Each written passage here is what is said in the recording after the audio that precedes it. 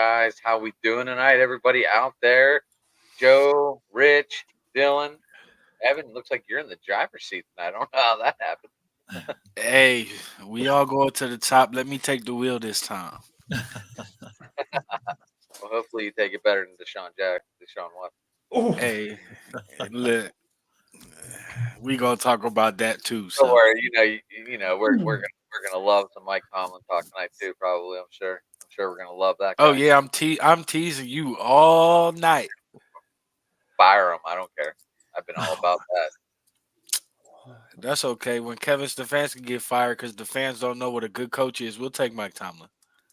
All right, so let's get this show rolling, Evan. I don't know. You're in the driver's seat. I don't know if you're prepared for that. I'm not really prepared for it, but that's how the greatness happens. So I am not sure. Like I just clicked this all in, and it like Joe. One day you might get the driver's seat. One day, I'm just going to start with something. 3 words. Could I start with 3 words? Let's go Mets. We're up 2-1. I'm happy. All right, I'll pass it back. And that's not even the biggest story in New York because today the New York Jets fired Robert Saleh as their head coach. Mm-hmm. You mean the Aaron Rodgerses? Wait. I didn't wait. I did not have my phone today. You right. Y'all telling the truth? Mm-hmm. Yes. I called it 2 episodes ago. I said it. I said Robert Saleh or the dude in Carolina wasn't gonna make it to week 8. The only problem is they didn't take the OC with him and Hackett. They should have sent Hackett with him too. I agree with that. We knew that Hackett was gonna survive because that's the whole reason Aaron Rodgers is there. I understand that. But that's the number one reason he's still there. You're totally right about that. Hey, Robert Saleh, go ahead and go to San Francisco, my guy. Yeah, I was just Dominique Foxworth and 2 or 3 other guys today brought up one very, very important thing. It's part of what I've been talking about for weeks now. The big thing that everybody's talking about is the lack of chemistry between Aaron Rodgers and Garrett Wilson, and Aaron Rodgers and this guy, and Aaron Rodgers and that guy. Well, if you'd have gone to the freaking off-season practices and not thought you were too good to practice and be in training camp and all that kind of stuff, guess what happens during practice? Timing. Mm-hmm. He would have that timing with Garrett Wilson, and they would be doing things that Garrett Wilson can do because I think we can all agree Garrett Wilson is an excellent receiver. He would have that stuff down with Breece Hall. He would have the things down with the entire offense. But no, he's got to do all this traveling to Eastern Outer Jabit for some silent retreat and crap like that. And instead of doing what he's getting paid to do under a guaranteed contract, so he ends up going and doing all this other stuff, and then he complains about not having any camaraderie and no gel with his offensive pieces. Gee, I wonder why. See, I made Evan go away already. Right. Anyone think he's going back? Anyone think Kyle Shanahan's going to take a gamble on him? I'm sorry, my mama calling me. Let me hold on. All right, why not? I mean, he's a good defensive coordinator. He's a very good defensive coordinator. So why not? Bring him back as the DC, yeah. Right. I think he would be great there if he'd be willing to go. I don't know if he wants to go back, but there's so many guys in the NFL that we see that try as head coaches and don't do well, and then go back to being coordinators, and they're just as good as they were, if not better than before. Sometimes they need that second stint to go back to be a coordinator and see what they missed the first go around as a head coach, as we're watching in Washington right now. Robert Saleh's not going to make a difference with the 49ers. The Niners are old. They're banged up right now. The Niners need Christian McCaffrey to get back healthy. Jordan Mason's not the guy. Debo, Brandon Ayuk, Kittle, Trent Williams. I mean, the right side of San Francisco offensive line's bad. Brock Purdy needs those guys. If Robert Saleh had anything even in the same zip code as Jaden Daniels, he'd still have his job right now. Instead, he's probably got the 30th best quarterback in football right now. Who are we talking about? Aaron Rodgers. Oh. We're talking about Dan Quinn, who's now in Washington. If Saleh had Daniels as his quarterback, Saleh would still have his job right now, and they'd probably be very close to leading the division. Mm-hmm. And you know what? If the Jets win on Monday night, they'd be leading the AFC East. Yeah. I mean, I said that like they're 0-5. I said that on Jamie and I's podcast a little while ago. I think one of the reasons the Jets let him go is because the AFC, we talked about the NFC least a couple of years ago. Right now, that's the AFC. Again, this was supposed to be a great division with the Bills, with the Jets, with the Dolphins, none of them playing up to their potential. I mean, one of the teams has an excuse, but I think the Jets, one of the reasons they let him go is because the AFC East is very winnable, and they can put a few wins together and have a very good chance to win that division. And I think they didn't want to let it slip away. I'm a little surprised. You promote that defensive coordinator, you take the intern tag off of him, and he becomes the guy. Who knows? Right. I'm a little surprised they did it this quick. I thought, okay, it was a bad performance the last couple of weeks. They're not playing up to their potential. If they lose on Monday Night Football, especially badly to the Bills, I thought then he was going to go. So I was a little surprised he went this week. But I think they still think they have a chance to win this division, which is certainly winnable, especially, the Bills have their struggles. And I think the Jets still think they can win this. By the way, Joe, the video of the security guard telling Saleh that he got fired. I think that was bush league and classless. You got to let the guy inform the team that he's going to be fired. I mean that's chicken crap. What the security guards did. I'm sorry. I'm going to be honest and blunt with that. By the way, Joe, what the heck happened with the Bills at the end of the game? First off, giving Josh Allen smelling salts like it's Ollie Frazier when he's got a concussion, and then B, at the end of regulation, throwing the ball 3 times from the 5-yard line. At best, you don't have overtime. Yeah. Now we had a guest on our podcast from a Buffalo sports station talking about that, because we questioned that too. Now it's funny, we got a comment from a watcher saying that Josh Allen was concussed and he shouldn't be in, and the NFL just wants him in this Jets game. And I don't doubt that he's concussed. I was shocked when he went back in that game, and I wouldn't be surprised if he's still having symptoms now. I'm very surprised that they even let him go anywhere near the field. Now, I was thinking of that too. I mean, what the heck are they doing throwing the ball 3 times? Now, it was pointed out that they did have Houston had 3 timeouts still. So even if the Jets run the ball, I mean, Houston can use those timeouts, but at least the Jets would have forced them to use those timeouts. And I still think the Texans would have had the less Bills, time. Joe, not the Jets. Did I say the Jets? I thought yeah. The Bills. The Texans would still have had a lot less time to work with, even though Fairburn is one of the best kickers in the league.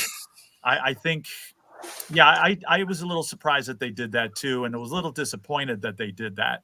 And we said it on the podcast. Jamie pointed out that McDermott did apologize and take it upon himself the responsibility. And he does. That's McDermott. He doesn't. He never doesn't. He doesn't point fingers at anybody. That's what we love about him, right, Joe? So that's right. I thought they could have done it differently too, and I thought, if anything, just take the game to overtime.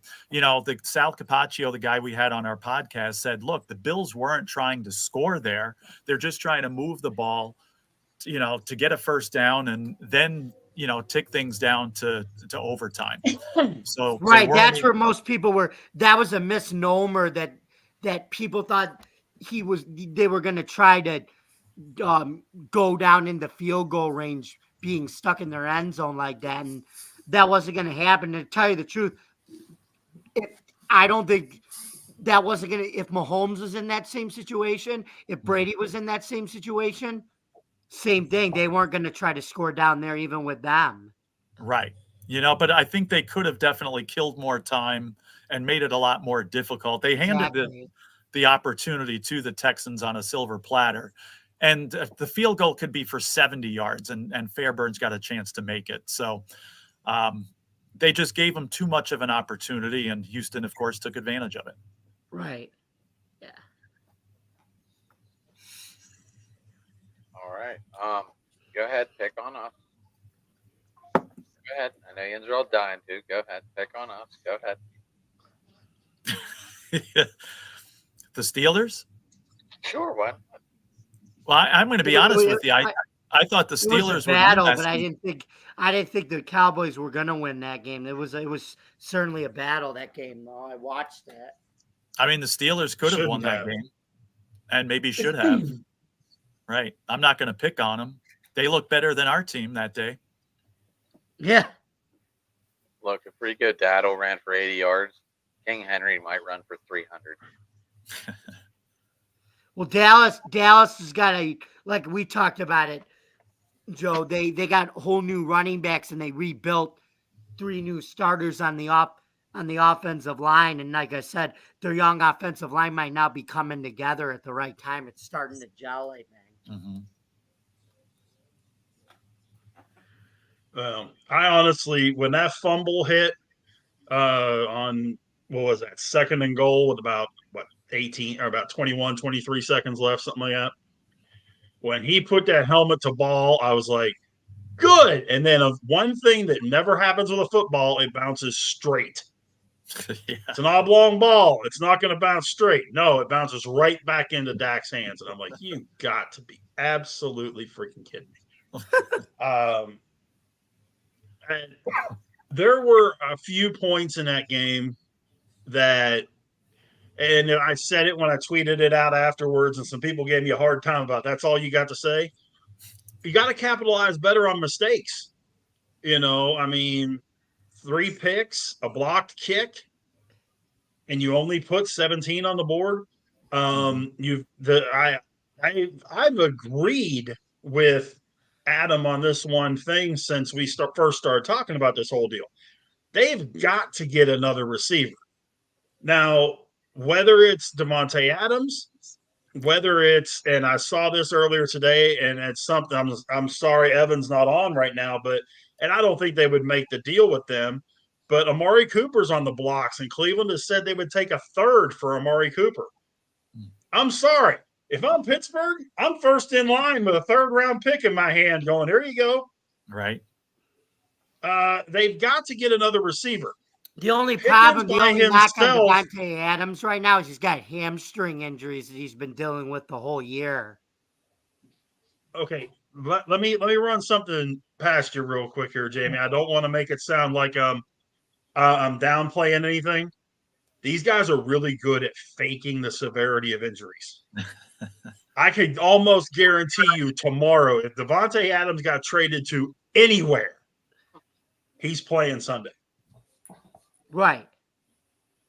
I think the severity of that injury is way overblown by Davante Adams because he doesn't want to play. Mm-hmm. For whatever reason. I mean, I don't think the Raiders' offense is that bad. But for whatever reason, whether it's the offense, whether it's the head coach, whatever it is, he doesn't, he wants out of there. Okay. But I can almost guarantee you the minute that he gets traded, he will miraculously be healthy and ready to play. Am I right, Joe? I agree with that 1,000%. That not just him, but anybody. All of a sudden, it's like magic. They're perfect and ready to go. Maybe not perfect, because like you said, you don't want to downplay an injury. But I totally agree with that. That if he got traded anywhere, good, where he's got a chance to win and perform, to his standards again, all of a sudden, one injury, right? I totally agree. Great. With that. And then, like I said, Vegas can rebuild with draft picks, so it's a win. It's I think it's a win-win for both. Actually, we'll see. Right. Yeah. Go ahead, Adam. I mean, it would make a difference, but I don't know if it would save. I don't know. I think if this team doesn't do something, they're seriously in trouble. Once again, boys, we lost to a team that didn't play all preseason. We saw what they did on Thursday night. over 500 yards of offense. All of a sudden, you let Bo Nix run this team for a little bit. They're on a 3-game winning streak. All of a sudden, Dallas, or the third team, who's that? Who we beat? Who we beat week 3 at home? Chargers. Chargers with an injured Justin Herbert. He doesn't get injured. We could have been in real trouble. Mm-hmm. I don't know. This team is in real trouble, and I hate to say it, but this team is in trouble. I know Rich is going to say we're one guy away, but I think we're more than one guy away right now. It's called the Vegas. You know what I call all this parody in the NFL? I haven't said it, though. Joe, I'm going to say it. You know what I think? You know why I think there's all this parody? Why? It's the Vegas effect. When you move a team out of Oakland and you actually put them in a bigger market like Vegas, I think it actually incentivizes other teams to play well and make their rosters better. It's the Vegas effect, I call it. Okay. Well, yeah, I mean, and Jamie, you have a point there. I mean, I agree with your premise that the NFL has gotten more of a less of a bell curve to it. You know, it used to be that you went like this and you had really good teams, and you had really, really bad teams. Now you have one or two really good teams. This year it just happens to be Kansas City and Minnesota. You have a couple really crappy teams, and the rest of them are kind of fighting for the middle. Yeah. And it seems like that's what's going on this year. You've got so many teams that right now are 3-2 or 2-3. right. It's ridiculous. And it'll even be those 4-1 and 1-4 great teams are right there. Right, and like I said, which it's going to make for an interesting postseason this year too. It will, because one of those this just in, folks. One of those 5-0 teams, both of those 5-0 teams are going to lose games, and bring them a little bit back to reality. But you know, it's going to make it interesting. It really is, and it's also, I think, going to make it where teams are not going to be officially out of it. Until a lot of teams aren't going to be officially out of it till like week 17. Mm-hmm. Mm-hmm. You know, where you're going to have, you may have 10 teams in the AFC and 10 teams in the NFC fighting for those playoff spots week 17. Mm-hmm. Yeah. I like it better like this. I like parity. You know, I don't want to see the same teams win. And even you were talking about the 5-0 team. First of all, the Vikings, I don't think are as good as they're showing. I think they're going to lose a bunch of games down the road. The Chiefs still have a pile of injuries that they always seem to make things work. But I think their 3-game losing streak is not too far away to bring them back into the mix. And if one of those AFC West teams gets hot, especially the Chargers, let's say, they can be fighting out, for the division. I still think the Chiefs win the division, but I wouldn't be surprised if the Chiefs go. I could see them still going like 12-5, because again, sure. I think those injuries catch up with them eventually. And it's hard to maintain this level for 17 games. So we all know what's going to happen at the end. They're just going to magically get everything come together and three-peat. I hope that doesn't happen, but that's how I see it. But like you said on our show, Joe, we would be the greatest thing could happen in the world is we're the 6th seed and we go to Kansas City and we knock them out in Arrowhead and we finally get past them. You said that could be a possibility too. It would be awesome. I said it's more of a possibility for the Bills to be a 6th seed and beat a team like Indianapolis or something, who I picked to win the South, which doesn't look like a good prediction right now. But, I said I could see the Bills beating the Jets or beating a team like that on the road. Not so sure about beating the Chiefs. I don't think anybody's beating the Chiefs in the playoffs. Again, they're going to lose potentially 4 or 5 games before all is said and done. But come playoff time, they're going to be untouchable again, I think. But the Vikings, they look great right now. I honestly thought they'd lose to the Jets. They didn't. I could see them losing a bunch of games down the road and kind of the law of averages catching up with them. Sam Darnold, is playing like the Sam Darnold we thought he was going to back in 2018. Yeah. But I don't think he's going to play like this, for the full season. So very interesting. All these teams are going to come back, and I just love parity in the NFL. I love when anybody can beat anybody on a given Sunday, and that's pretty much the case. And by the way, guess who finally got in the win column this weekend? Jacksonville, baby, let's go. That's it. I would have been shocked if they were lost that game. They blew a 34-20 lead, but they found a way to win on the field goal, though. That was a good thing. Yeah, it pissed me off because I lost with the point spread. Thank you. But, because I had them at 3.5 and they won by 3. But that's a gutsy win. That's a gutsy first win, though, Dylan. That is, though. It's called a bad. I did have Brian Thomas on my DFS this week. Oh, there you go. But no, good for them. Jacksonville needed that, and that's a good win for them. Everything all right? Yeah, my mom needed some help figuring something out. She's not computer savvy, and she had to do something for work. Fully understand, man. Mm-hmm. So, Dylan, how did it feel to get the first win? I'm amazed I'm amazed we actually won a game. I thought we would have been in the toilet bowl by now. What does their schedule look like going forward? We've got the Bears and Patriots in London. Are they moving? Oh, that's a home game. That's a home game for the Jags. That's a win. Are they moving? Wait, they're not at home this weekend? No. They are at home in Europe. Oh, they're in they're home part 2. Yeah. That's probably more of a home field advantage than Jacksonville is. Is this the bad time to say how is it now that Jacksonville's got as many wins as Cleveland? Ooh! You ready to get this started, huh? Hey, timing is everything, right? Right, it is. No. Hey, you're both talented teams. You should be both hell of a lot better than 1 and 4. Hey, I will say that. By the way, Rich, Joe, Jamie, Adam, Evan, my Jags have more wins. My Jags won while the rest of your teams lost. Well, welcome to the Victory Club in Week 10.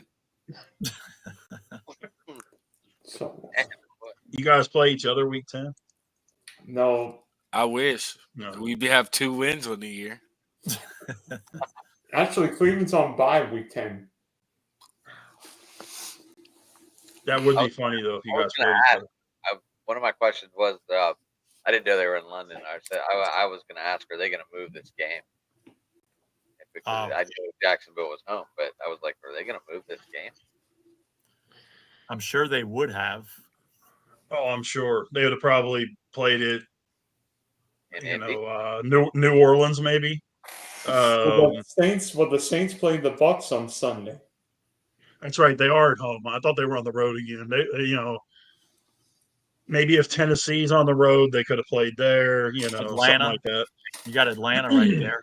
But this is technically a Bears home game. So if the game wouldn't have been in London, it's in Chicago. Yeah. But yeah, it's like I said, it's a home game for the Jags because the Jags probably wouldn't argue it if they played all their home games in London. They'd be 7-1 at home. I thought they been tried to move to London, or was that just hoopla in the media? I think that's just the NFL talking that they want to expand internationally, and I think it wouldn't logistically. I don't think they can expand to a foreign country like that. I think it would just make things too complicated. Yeah, Would it? I mean, they had NFL Europe, didn't they? Yeah. Right. Europe. Yeah, but none of the teams in NFL Europe played in the United States.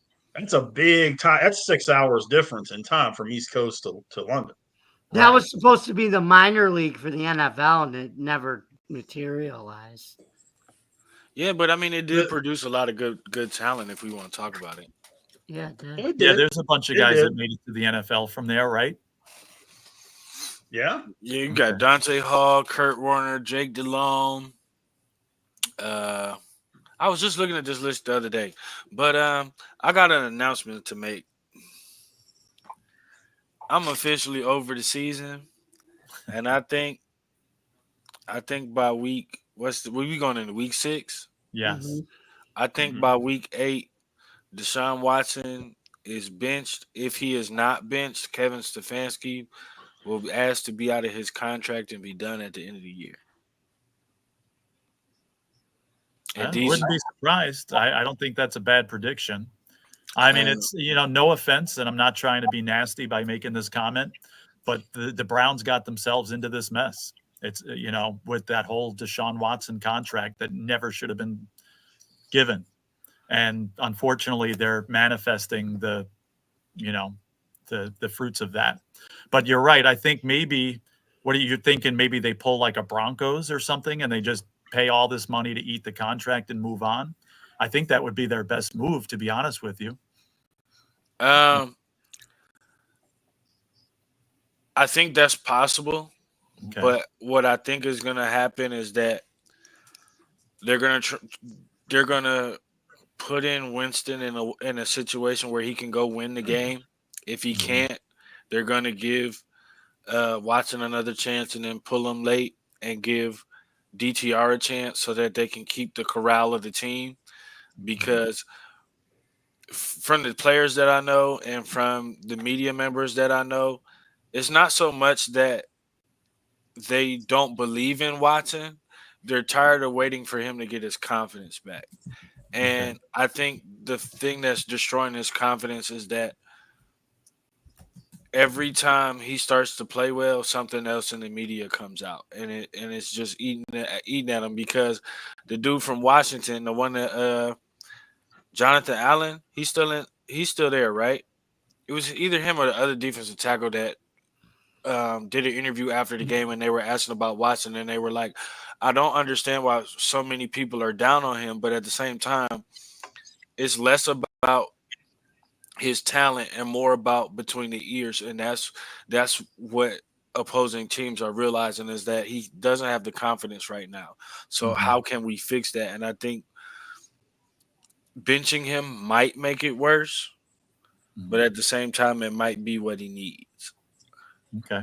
So there's that. And by the way, Steelers fans, how does it feel to be? Y'all lost this weekend, right? I'm having a brain fart. Oh, yeah. So how does it feel to lose to the worst team in America? We didn't lose to Cleveland. Not yet. So how does it feel to lose to We didn't lose to Jacksonville, so I don't know who you're talking about. You lost to the Cowboys.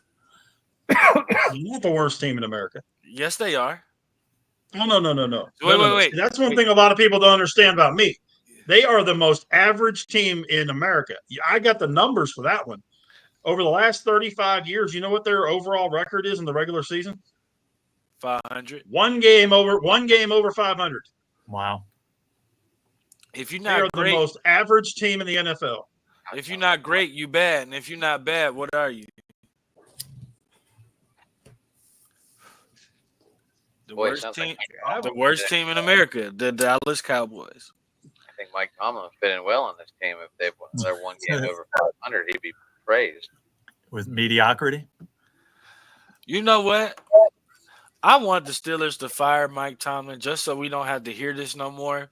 To watch him go win 2 Super Bowls somewhere else in a place that wasn't going to win without a coach like that. And honestly, I hope it's either Buffalo, Cleveland, or even better yet, I hope we go to fucking Cincinnati and kick the Steelers' ass every year.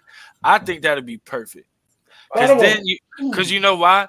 I'm going to let you go. But you know why it'd be perfect? Because then we got to listen to Adam every week talk about we can't beat fucking Mike Tomlin. I think that would be awesome.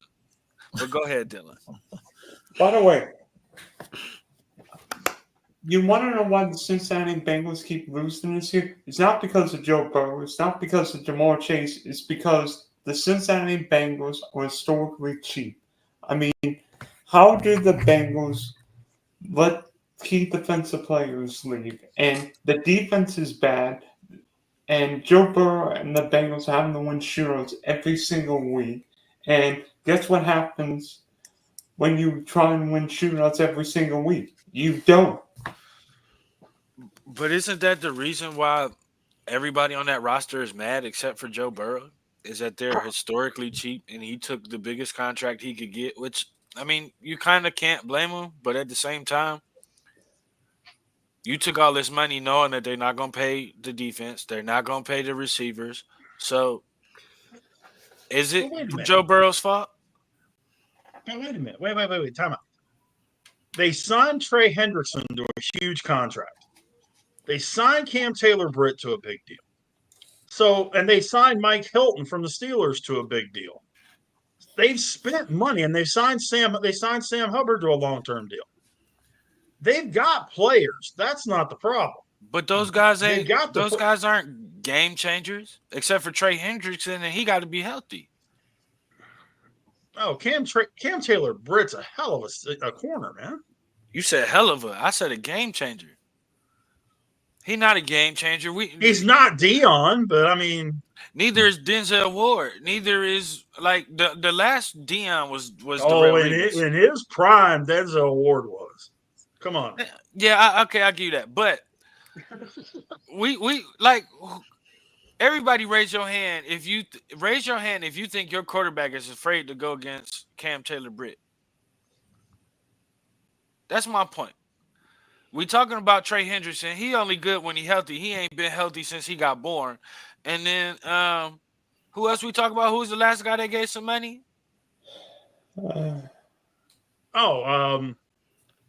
Yeah, came from the Steelers. The corner. Yeah, Mike Nolan. Not Nolan. Mike Hilton. Mike Hilton. Thank you. Well, nobody scared of him against the Steelers. So nobody wanted to come across the middle on him. He had those slants covered. That's great. You got zig routes, drags, corner posts, whatever, everything else. Hilton had a job. It's just like saying Palomalu, or guys like that. I'm not putting Hilton in the same category as Palomalu, by the way. See, you got to give a disclaimer. But I'm just saying, safeties have their jobs, corners have their jobs. But Cincinnati's biggest problem to me, like you said, they get in those shootouts. And let's be honest, guys, most of the defenses in the AFC North, and I'm sure I'm going to catch some grief for this, Baltimore is not what everybody thought they were going to be.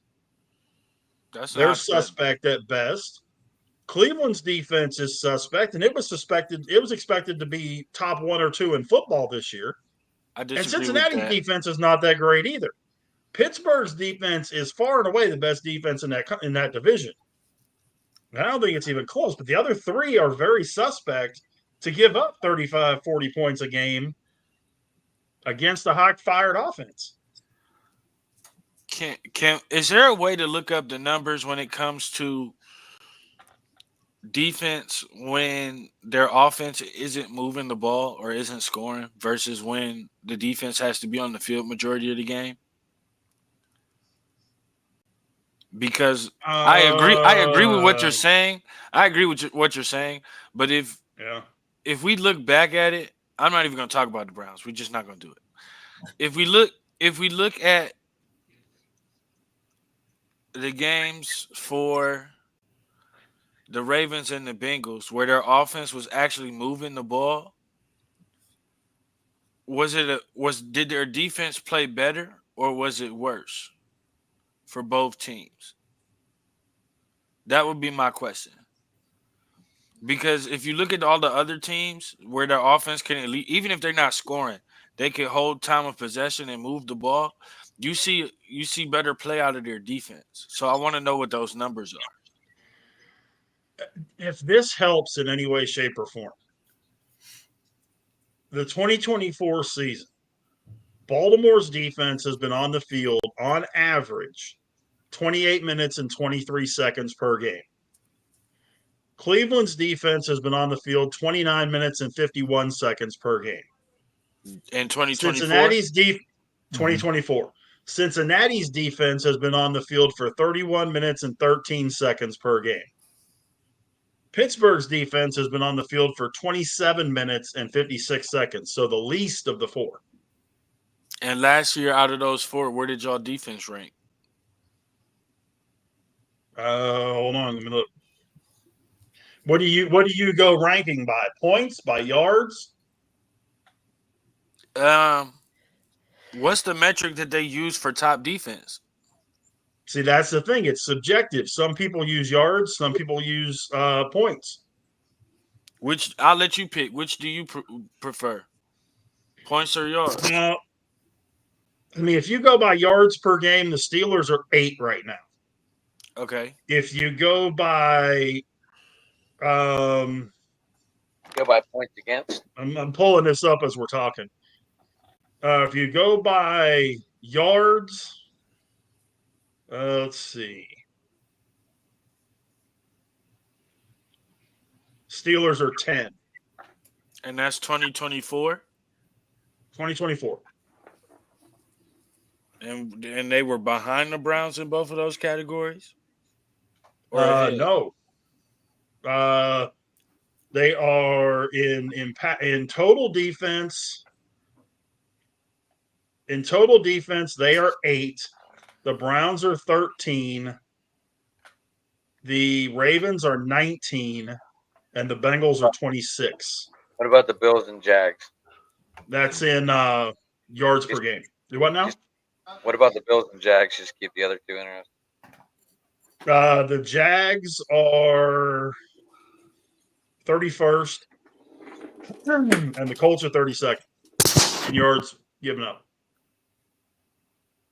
Yeah, the Bills are probably somewhere in the middle, I'd think. Bills are Maybe like 16. 20. Okay. Yeah, your top 10 are the Titans, Jets, Broncos, Texans, Chargers, Dolphins, Bears, Steelers, Chiefs, 49ers. Wow. And Mason Rudolph starting next week. is who starting Say next again? week? Is Mason Rudolph starting next week? He's still in the league? Yeah, he came in for them against Miami. Came in and got the Titans' first win right. against Damn. Miami. That hit to By the the way, can I helmet give a might have little saved his breaking- career. Can I give a little breaking news real quick? Yeah, go ahead. The postseason MVP just hit his 4th home run of the postseason so far. Tatis just went deep again. Padres 6, Dodgers 1 in the Wow. second inning. Second inning. Walker Buehler's getting beat like a dog. He Yeah, he fell off a cliff, didn't he? Who's winning I that think series? he's done. He's coming Well, back from injury, It's too. tied. It's tied. It's 1-1 coming in tonight. Well, Jay did say he didn't want to play the Padres. Mm-hmm. I don't Well, blame him. Buehler, since Buehler got hurt, he hasn't pitched the same. I got the team I didn't want to face, and I feel confident, even though they won in a heartbreaker yesterday. Well, that's the Scooble effect, Yeah, but he's not going to pitch again until at least Saturday, right? Mm-hmm. and we only got to. Kerry Carpenter carried that team. Jesus. I think Cleveland Yep. wins that series, but fucking mama it's going nowhere. to be tough. I think they do, but boy, if Detroit signs them a number 2 pitcher in the offseason, Yep. Who's available? watch out. Oh, there's a bunch of them out there, man. Let me pull it up. Well, Sean Manaea, unfortunately, is probably going to be available. Yeah. Okay, so I mean, this is as we sit right this second, not taking into consideration anything as far as probably signing with their own team or whatever. Okay, Mm-hmm. Corbin Burns, Garrett Cole can opt out. Blake Snell can opt out. Kikuchi from Houston, Michael Waka, he has a player option. Freddie Peralta has a club option. Max Fried, Nate Eovaldi, you can't have him. Jake Flaherty. No, trust me, my daughter will lose her cool if he leaves Texas. Jack Flaherty, Nick Martinez, Jordan Montgomery, Kyle Gibson, Justin Verlander, Sean Manaea. He can opt out. He does have. There is a. It's entirely up to him. Okay. Merrill Kelly, Charlie Morton, Kyle Hendricks, Shane Bieber, Patrick Corbin, Michael Lorenzen, I mean, there's a good bit of guys out there that could be a solid number 2 behind Skubal, because until and unless Skubal gets hurt, that kid is rock star, man. Yeah. He this ain't gonna be the first Cy Young he wins. It's gonna be the first of a bunch. You know what's crazy about the Skubal thing? A couple years ago, everybody was talking about the fact that everybody was excited to see the 3 young pitchers that they have, and I can't remember all of their names. One's out of the league, another one is damn near resigned to the minors, and he's the only one left, and he was seen as the 3rd guy. Matthew Boyd was one of them, and he's pitching for Cleveland right now. He pitched against Skubal yesterday. That's right. So it's Boyd, it's Skubal, and then the other guy, I can't remember his name. He's damn near out of the league. Oh, shoot. I should know this. I should know this too. Give me a minute. I'll find it. Yeah, I mean, I was curious to see how Skubal was going to pitch in the playoffs, and now this was this his 2nd game already? No, this is his 1st game. Okay, he didn't Casey pitch. Mize. Mize, okay. Casey Mize. Yes, Skubal, I remember him. He didn't pitch in the wild card series? Oh, yeah, he did. He started. Yeah, that he did. series off. Game 1. And he pitched an excellent game there, and he pitched even better yesterday. So he's proven himself. I mean, it's only 2 games, mind you, but playoffs, you know how some pitchers, playoffs is a different beast for them and they don't perform well. Doesn't look like that's going to be the case for him. You know, he's Cy Young there too. So I still think Cleveland takes that series, but I think they take it in 5. Adam, this is a It is major weird. achievement. I'm actually talking baseball and know what I'm talking about. You know why? So it is weird.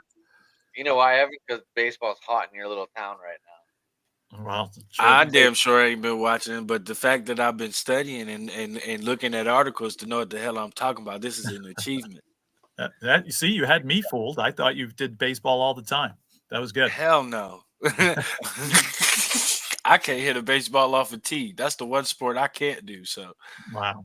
Oh, wow. That was mine. I played 26 years. no. Went all the way up through semi-pro. I am much more well-versed in baseball than I am in football. You know? My weird thing is I can't find, like, if somebody hit the ball, I can't find it. It all, like, no matter where I'm at, unless I'm on first base and you're throwing it to me, obviously I can see it because you're throwing it, but anywhere else, I just can't see it. You're not the only person. I know a couple people that are like that I tried to play softball with and baseball with. And yeah, they couldn't pick it up off the bat or pick it up out of the pitcher's hand, either one. All right. It was something with depth perception. I'm not sure exactly what but yeah. It's weird because I could follow a golf ball. I played football at a high level. Basketball is easy. Tennis is really easy. Well, not really easy, but I enjoy it. But I don't know what it is. I wonder if I play with a different color baseball, would that help? But could be. I do have a question. And I heard y'all kind of talk about the Davante Adams thing when I was on the phone with my mom. But with Robert Saleh being fired and Derek Carr out with a serious oblique injury, I don't know if they said how long he's going to be out. He's out long term, Derek Carr. Yeah, they said several weeks. So where do you think he lands? I've been saying it all along. He's going to the Jets. Even well, yeah, they still got Nathaniel Hackett. That does make sense. I said that 3 weeks ago when this whole thing came up. I was like, I can't see him going anywhere. Now, this is before Saleh got fired. Somebody on the radio, I forget who it was. I don't know if it was Jim Rome or somebody on the radio was talking about this. They said, if you're Saleh or the GM, what difference does it make what you have to give up to get this guy? Because if you don't win now, you're gone next year anyway. So, what, and now one of them's gone as of today.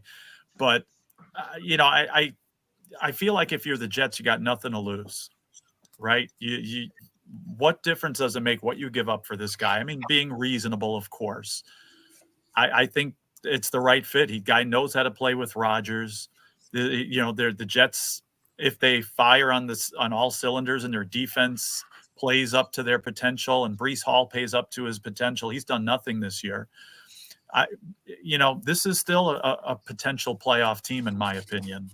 And would you give up Wilson due to the disgruntlement, if that's a word? If I had to, I would rather not. But if I had, who would you choose? Would you rather have Wilson or Davante Adams? If I'm the Jets, Davante Adams. Right. If I didn't have Aaron Rodgers, I would keep Wilson. I agree with that. I feel the same way. I'd rather not give up Wilson, but if I had to, and that's what it took to get Davante Adams, I would do it. Let me ask one thing that a lot of people aren't putting into this whole picture. What's the main cause of this problem? Aaron Rodgers. Aaron Rodgers. If they would have picked up any other free agent quarterback, or if they'd have left Sam Darnold there, you would have had chemistry with Garrett Wilson. He would have been putting in the work to get things done. They were 7-10 with Sam Darnold. But do you think they had the same success? Keep Zach Wilson for that matter. Huh? Do you think they had the same success this year if Sam Darnold was in a Jets uniform as he is in Minnesota? Do you think Sam Darnold was as he has in Minnesota? No. No, Sam Darnold is in a quiet town right now, but Minnesota also has some more offensive tools than what the Jets have and had at that point, and they have now. Yeah, some guy named Jefferson or something. Yeah, and then and then they got another guy that's going to be coming in here in the next week or so named Hawkinson. It's a pretty good ball player too. Yeah. But any of them they would have brought in and wouldn't have paid all that money. Aaron Rodgers, and stick with me on this. Aaron Rodgers is the LeBron James of the NFL. That's disrespectful. He comes to a team. No, it's not, because it's a fact. He comes to a team. He expects the team to be built and operated around him. He has zero respect for whatever coach comes on that team. Bill Belichick could take that job tomorrow, and Rodgers isn't going to care. Tom Landry could come out of the grave and coach that team, and it ain't going to matter. Aaron Rodgers is about Aaron Rodgers and nobody else. LeBron James is about LeBron James and nobody else. Nobody else in the NBA. He ran Kyrie Irving out of town after they won their first championship. That's not why Kyrie left. Let's not do that. Yes, it is. No, it's not. No, it's not. No, it's not. No, it's not. It wasn't about. It was not because of LeBron. Kyrie left, and he said it himself. He left because he wanted to be the man, because he felt like he could do what LeBron was. It was never any issue with him and LeBron. So to say he ran him out of town is the wrong statement. To say that Kyrie wanted to be his own man is different. As much as they want to say Aaron Rodgers had nothing to do with this, Aaron found out on the bull. Aaron Rodgers had everything to do with Robert Saleh getting fired, because Saleh was getting ready to take the play calling duties away from Hackett. Yeah, that's true. Right. And as soon as they found out the play calling was going to go away from Rodgers' boy, guess what? There goes Saleh out the door. I mean, he is the LeBron James of the NFL. There's no way around it. He could go to. That's why signing him was the absolute worst thing they could have done with a young team. Because Aaron Rodgers is done helping young quarterbacks, and he doesn't care. He thinks he knows everything about it, and he doesn't play like he did before the injury. And since the injury, he can't make throws. Say again? LeBron helps the young guys, and he has more championships than Aaron Rodgers. Two completely different sports when it comes to that. It's a lot more the guys around you in the NFL than it is in the NBA. A guy or two guys can take over in the NBA and win a championship. You can't do that in the NFL. But my point is, Aaron Rodgers thinks he's better and knows more than any coach that you're going to put out there, and that he can run the team and do what he wants to do instead of doing what the team wants done and what the coach wants done. Yeah, I don't think anybody can disagree with that. I mean, I think you're right. And now, like I said, I don't think he was the one. We talked about this on our podcast with Sal Capaccio, saying we don't think Rodgers went to management and said, "Get this guy out of here." But when you put one and one together with all the things that you're saying, I think, again, if Aaron Rodgers is not there and there's a different quarterback, I think you're totally right that, Salah's still there, at least for the season. I think Rodgers 100% had something to do with that. As soon as he found out Hackett wasn't going to call plays anymore. Mm-hmm. Yeah, maybe. I guess some of this stuff we might never know. But that's a good point too.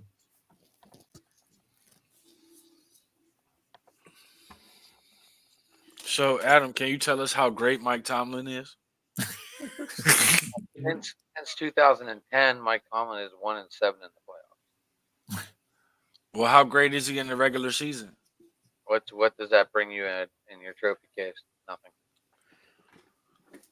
What is he in the regular season? Who the hell cares? It's regular season. All right, LeBron James. Nobody cares about the regular season. And if the Steelers were 0-5 right now, he'd be ready to fire Tomlin. I'm ready to fire Tomlin anyway. It doesn't matter. I've been ready to fire Tomlin since 2017. They could be 5-0 and he's going to be ready to fire him. I'll go back to my Belichick thing. If Belichick was in Pittsburgh and we were 0-5, he'd be ready to fire Belichick too. Yeah, I like the win. Can't help it. I like the win in the playoffs. I like to bring home championships. Okay, but you can't even get to the playoffs unless you win in the regular season. So how can you conceivably say the regular season is worthless? Your organization, Pittsburgh fans are just spoiled because they've had a great you guys have had a great period of success for as long as you had. Buffalo, we went 17 years without making the playoffs before we got to where we were now. You guys probably saw the graphics Sunday night. The two highest winning percentage franchises in the last 50 years in the NFL are Dallas and Pittsburgh. Yeah. We've won almost 60% of our games in the last 50 years. Yeah, we're very fortunate that we're in that spot. Okay, Rich. Let's look at the first 40 years of the franchise until 1971. Right. We sucked. We were off. They sucked both ways, hard and loud. I understand. Sorry. They loud. Who are you, Alex Cooper from Call Her Daddy? I mean, what? Oh wow. Anyway, but so Ben won you 2 Super Bowls, right? Yeah, one with Cowher, one with Tomlin. And then how many did Coach Noel won 4. Won 4. So Coach Noel won 4. What was with Bradshaw, right? Right. So what was the space in between that?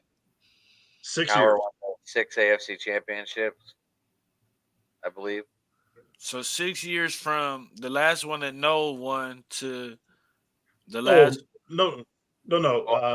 We won those 4 Super Bowls in 6 years.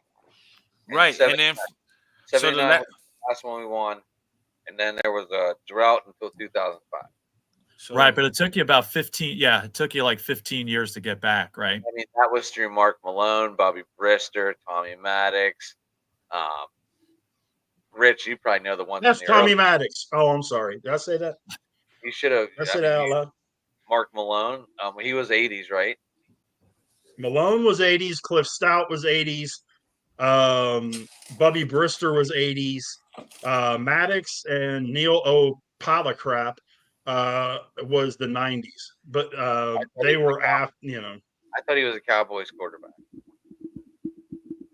Yeah, the best player the Cowboys ever had. See, I don't understand what a winning tradition is like. I spent the first 15 years of my life watching football in New York with the Jets and the Giants, when for the most part they were horrible. And then I moved to Buffalo in the middle of the Super Bowl run, and then they went on this major dry spell here. So I know you guys talk about how, you you expect a championship, which I certainly can see that. Again, I've never lived through something like that, but when you expect a championship, it's kind of hard to accept mediocrity. It's like the Yankees too. Yeah, I could see where you're coming from. Yeah, I was a Mets fan all my life, and they've been bad to mediocre most times too. But obviously, Joe, I was a Mets fan in the '80s. I mean, we talked to Howard Johnson. We talked to Joe that one day. Yeah, but the one constant is any other franchise except the Raiders or the A's didn't have to move out. So there you go. Mm-hmm. At least if the Mets or the Yankees or any of the playoff team loses, they're not moving to Sacramento next year. So yeah, the Yankees could be the worst team in baseball for 20 years straight, and they're not going anywhere. So, or the Chicago White Sox right now, the worst team in baseball history. They took that away from my Mets, so I was very happy about that this year. Right. So anyway, back to this one, and should we talk more on our great coach? Evan, you got any more good questions that we can answer? No, because it's not fun when you're a Debbie Downer and Rich is over here being Mr. Positive. Even though it's fun to watch y'all argue. What's there to be positive about? Okay, wait. You really want this question? You really want to ask this question? All right, I'm just all right. Deontay Johnson, George Pickens, the Canadian bum, Antonio Brown. Yep, Antonio Brown. That defense. The way you was able to build around, to continue to win around that trash ass version of Ben Roethlisberger. Oh wait, the little bit of success you had with Kenny Pickett, even better. The fact that Justin Fields doesn't even resemble anything of what he was in Chicago is all because of Mike Tomlin. The success you had with those guys all fall under Mike Tomlin. And let's be honest, would if AB had stayed in line long enough and anywhere else other than New England? Here's my question. How much shit were they covering up for AB in Pittsburgh? How much shit was the Giants covering up for Odell before they traded him? How much shit did the Cincinnati Bengals cover up with Ocho? Like, we're talking about great players here. And we can sit here and say the only reason that Deshaun Watson is still in the league is because he was great before all that shit came out. So that's not we know that the NFL is going to cover up for great players, but you wouldn't have had that success without Mike Tomlin. You wouldn't have that foundation that has been maintained from Cowher to now without him. What foundation? A winning culture. You know how hard that is?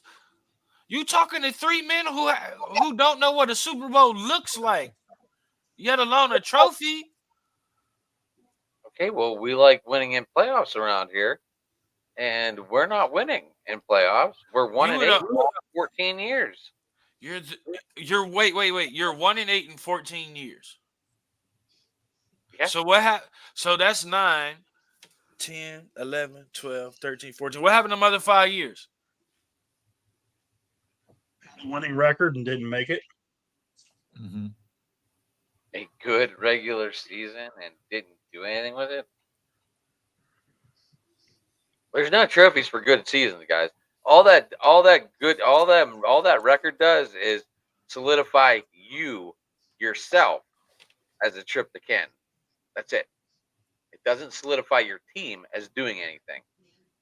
So you rather be ass cheek hot dog water bad than at least being 500. Yeah. Evan, let me throw you one of the first podcasts Adam and I did together, and he probably will remember this because we got into this whole thing about Tomlin. Marvin Lewis went to the playoffs. 11 straight years in Cincinnati. Never won a playoff game. Mm-hmm. And what'd you tell me you would have done with Marvin Lewis 5 years into it? Yeah. You said you'd fire him. Well, we can't get over the hump. But they don't get there You're without getting him. there. You don't get. That's the thing. You don't get there without these guys. You think another coach would have came in here and did what Kevin Stefanski did with Baker Mayfield? You think another coach would have done what they did with 5 quarterbacks last year? I don't know how anyone coaches all them quarterbacks you go through up there. Right. Do you It's think because of the another coach could have done what we did the year when we had Rudolph and this guy and that guy Duck and the Hodges? third guy and the water boy and the guy driving the team bus all at quarterback? You know, I always wondered the answer to that question. Yeah, you remember Marty Schottenheimer? Yep. He was another Marvin Lewis. I mean, the dude would make it as a top seed in the playoffs all the time, and his teams choked every single time.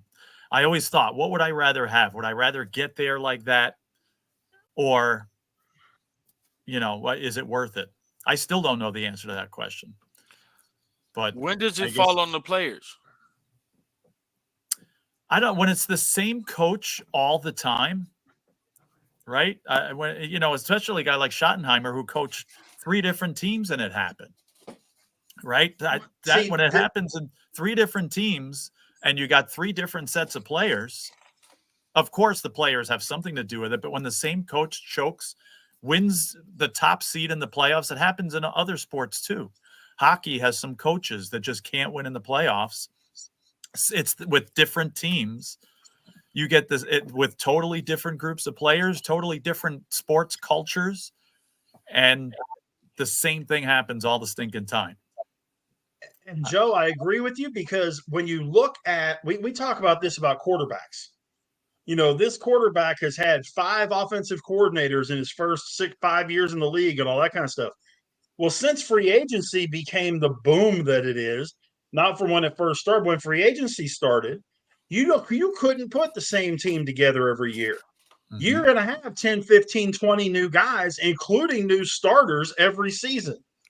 So your head coaches have to start with a whole new roster with maybe 15 or 20 of the same guys, and that's it, compared to what they had the previous year.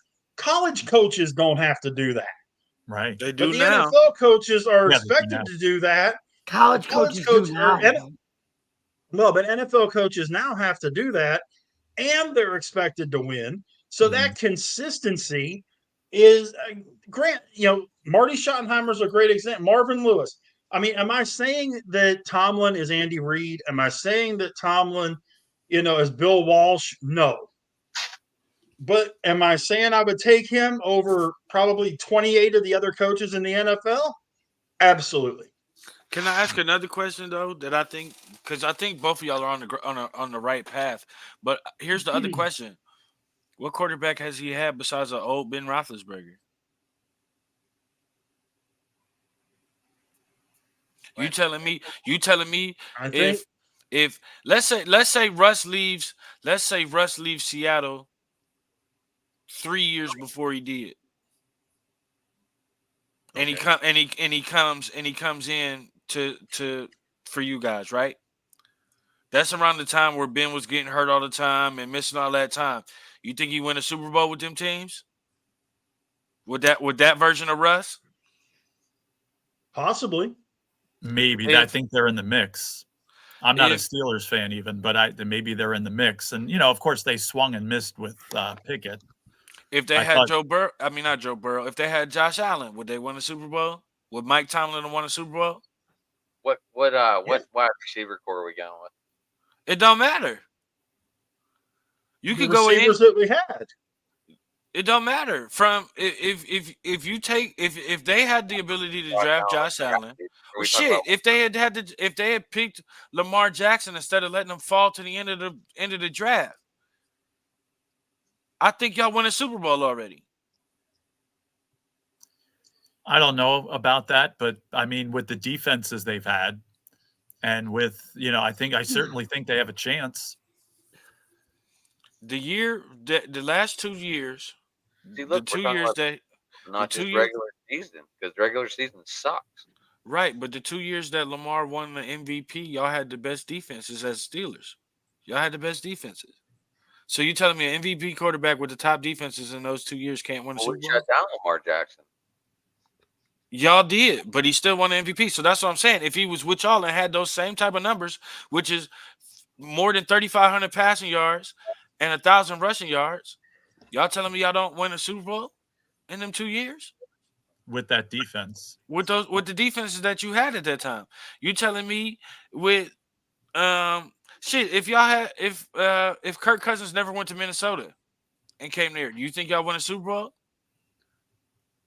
With the way he was playing and having success with under Kevin Stefanski versus a beat up Ben Nope. Roethlisberger?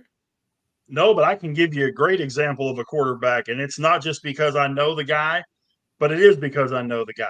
If Robert Griffin III's playing for the Steelers, we win a Super Bowl. If he comes to Pittsburgh instead of Washington, Steelers win a Super Bowl with Robert. No questions asked. Yeah, it's not out of the question. At least one. Right. At least one. So why is it so, Adam, with that being said, why is it get rid of Tomlin and not look at who's drafting the players? Well, I mean, if we tank this season, Omar Khan's given him everything he wants, right?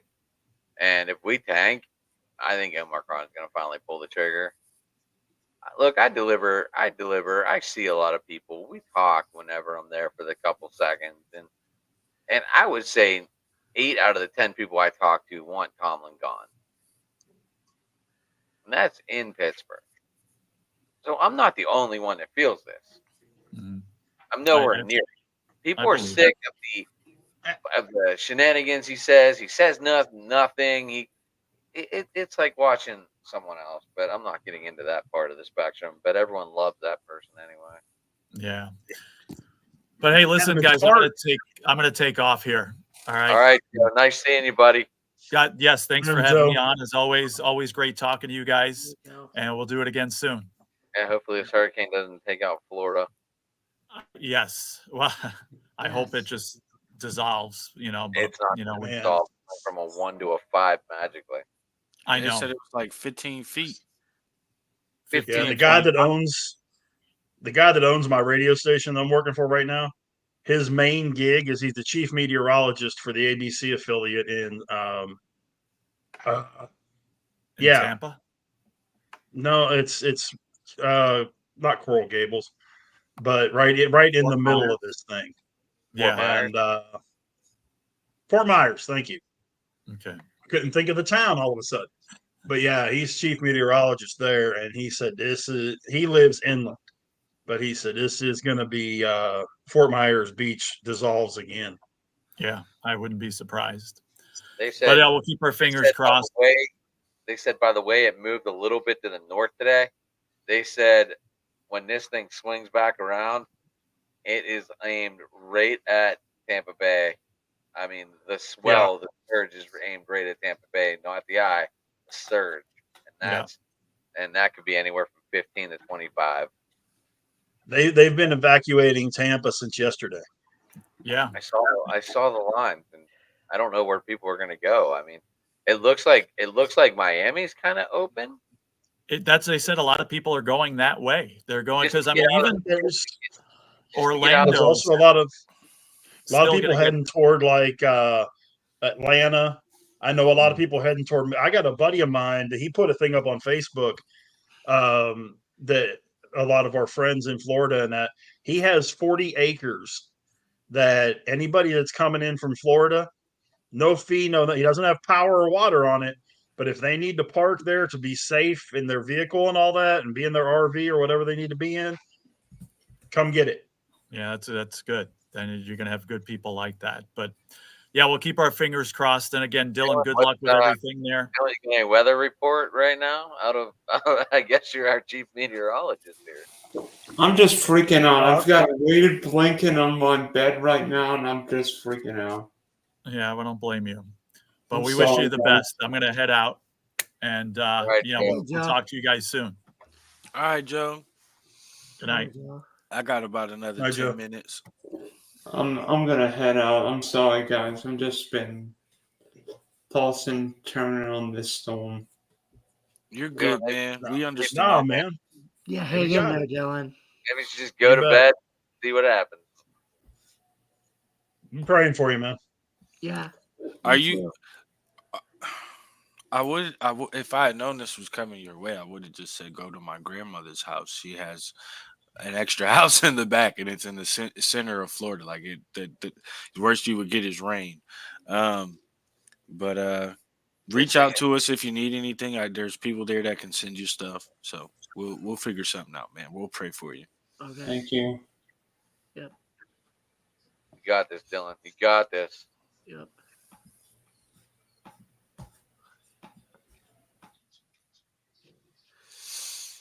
I feel shitty for them, man. Fuck.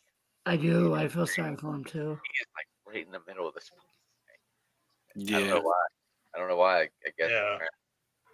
I don't know. I can't explain this. I've never gone through this before. So I mean, I've been in a tropical storm, but I didn't own a house. So obviously, I was a young kid and was at a hotel whenever the tropical storm came through in Florida when we were there, and it was Orlando, and we got about 8-10 feet. We got about 5 feet of water and stuff. So I've been through these. I was in Fort Lauderdale when one ripped through. We had a hurricane party. I had nowhere to go there either. I said, look, if this is it, this is it. But we're drinking, and that's what we did. I know this is There were kind a lot of. of. Go ahead, Rich. Go ahead, Rich. No, I was gonna say there was a lot of listeners in our area that got hit bad with Helene. Nowhere near as bad as it could have been because it kind of veered northeast. But I still had a ton of people that I called, and I'm always leading off with, how is everything? How is everybody? And a couple of folks that I talked to, especially that had stores in Valdosta and that, the stores were just snowplowed. And that's even the work because you're trying to do your job, but at the same time, these people are going through stuff and all that. The empathy gets, it's real tough to maintain that balance and timing. So it's tough to handle, but I'm fortunately not in this one. I was in Sandy. I was doing radio in Maryland when Sandy hit, and I was actually reporting for Maryland Radio Network when Sandy hit. That was rough. That was one that took out Rikers or Coney Island and stuff, right? I think so. And it was like kind of cold too, right? They were worried about it freezing, if I recall. Yep. Mm-hmm. Yeah. I'm just waiting for another tropical storm to make its way up here and push up a warm front so we can have more tornadoes. Because the last storm that made it all the way up here, we had like 6 touchdowns within an hour. All in Northeast Ohio. We had 2 on the lake, 1 in Mentor, one in Mansfield, one out by Cedar Point, which is Cuyahoga area, and then we had like 1 in the city and 1 in Euclid, which was crazy. Heritage the other day. Huh? There was one in Heritage the other day, like 422, Newcastle area. I don't know how far that is. I guess Youngstown area. I guess I'm gonna get going, guys. All right. Yeah, All right, I'm about to get Jim. out of here too. Take it easy, buddy. All right. We might as well just call it a night, fellas. Yeah, I'm ready to Unless call y'all it. gonna So, sit here and argue about Mike Tomlin some more. no, that's tomorrow on the show. Well, I'm tuning in for that one. I might be the only person in y'all comments talking shit, but I'm gonna be there. Rich, I might have an Oakland guy. Devin, you got any Oakland guys? Do I got an Oakland guy? Raiders? A Vegas guy? I might. I could reach out to him and see. Yeah. Rich, you get any Is guys? Seattle on a bye week this week? I I don't know. I didn't Let me get look. that. My guy for the Raiders, man. He has so much stuff he was doing, he just couldn't do it. He would have loved to have done it, but he couldn't. Schedule. Here we go. Sorry. Seattle. Yeah, Seattle's got a game. Damn it. Okay, yeah, I don't have They're a Vegas guy. playing. Yeah, they're hosting New York. I don't have a Vegas guy. Do you guys have a that's, Philly person?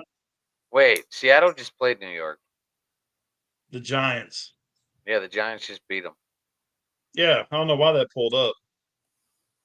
I just thought about that when you said that. I was like, wait a minute.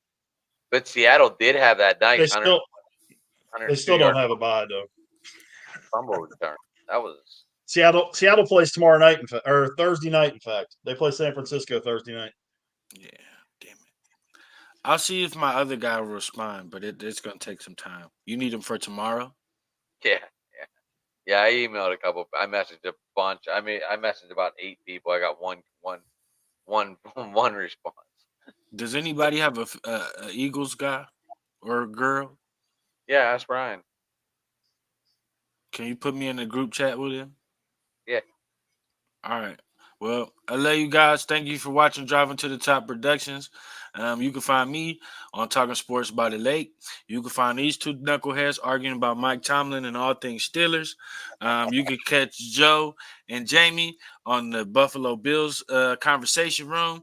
You can catch us on the wrestling channel that we have. You can catch us talking about college football, which just dropped about an hour ago. You can check that out on the page. We cover a little bit of everything and almost nothing if you really want to think about it. But we are working on some things. If you guys have ideas or want to come up with a show, reach out to us on Twitter, where you can find me at Brogdon Evan or Talking Sports by the Lake, or you can find Sports Talking It on his. And Rich, what's your Twitter? Big Go Home Pod. And you can find them on Big Go Home Pod. If there's ever anything you guys want to tell us that we're just stupid, or just have a general question, either way it works. We would love to talk to you guys. Thank you for everybody that's been watching and checking us out consistently over the NFL season, going into the baseball playoffs and the NBA start of the NBA season. We'll see you guys soon. We do cover hockey too, even though it started already. We do? Yeah, we do. We do. Okay, yeah. So we even cover hockey. Look at Adam that. and I do.